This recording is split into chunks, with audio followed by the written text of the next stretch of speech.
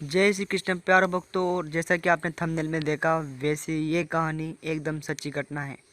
यह घटना है एक गांव में रहने वाले एक सामान्य कुल की। वह व्यक्ति सामान्य इंसान था।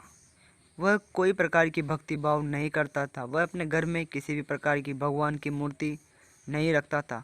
एक दिन उसके घर में एक संत महात्मा आते हैं और वह देखते हैं और उससे कहते हैं, बच्चा मुझे कुछ खाने के लिए चाहिए। वह व्यक्ति उस महात्मा को वहाँ से धुतकार कर भगा देता है। महात्मा जब वहाँ से जा रहे होते हैं, तभी महात्मा पीछे मुड़कर उसको कहते हैं, हे बालक, चाहे तूने मुझे भगा दिया हो, पर मैं कभी भी महात्मा होने के नाते किसी का अनिष्ट नहीं चाहूँगा। मुझे पता है तेरी स्थिति क्या है अभी। मैं तुझे कहता हूँ कि तू अपने घर में लड्डू गोपाल लाकर स्थापित कर और उनकी पूजा अर्चना कर। फिर मैं 2 साल बाद तेरे घर आऊँगा और तू ही मुझे अपने घर बुलाएगा। यह कहकर वहाँ से चले जाते हैं। जब वह वहाँ चले जाते हैं, वह व्यक्ति कुछ दिनों बाद महात्मा की बात को याद करके लड्डू गोपाल को घर पर लाता है। जैसे ही उसके द्वारा लड्डू गोपाल को घर पर लाया जाता है और वह जैसे ही उसकी पूजा अर्चना करने लगता है, उसके मन में भक्ति भाव उमड़ने लगते हैं। वह दिनों दिन, महीनों महीनों तक पूजा करता रहता है। वह सुबह शाम प्रभु के लिए अच्छे अच्छे व्यंजनों का भोग लाता है और भोग लगाता है। देखते ही देखते उसकी आर्थिक स्थिति काफ़ी सुधर जाती है।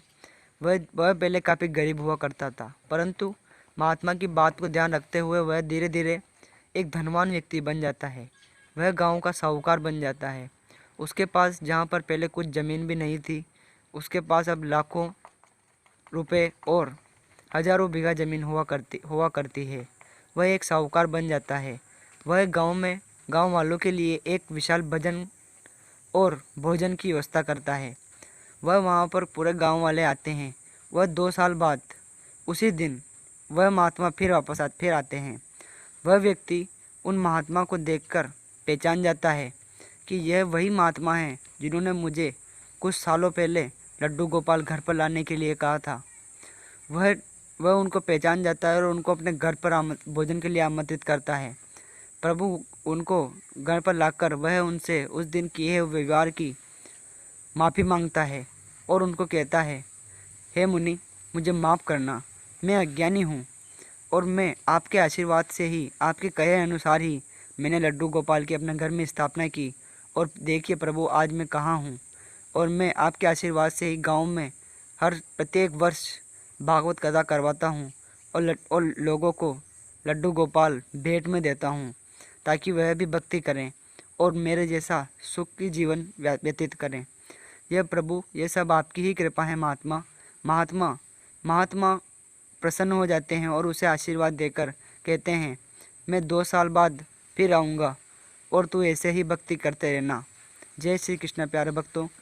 हमें भी लड्डू गोपाल की निस्वार्थ भावना से सेवा करनी चाहिए। वह हमारे आसपास जो कोई अगर नास्तिक इंसान होता है, जो भगवान को नहीं मानता है, उसकी सेवा नहीं करता है, तो हमें उसे भगवान के बारे में बताना चाहिए और भगवान के प्रति उसकी रुचि जागृत करनी चाहिए। जय श्री कृष्ण प्यारे भक्तों। जय श्री राम। जय श्री कृष्ण।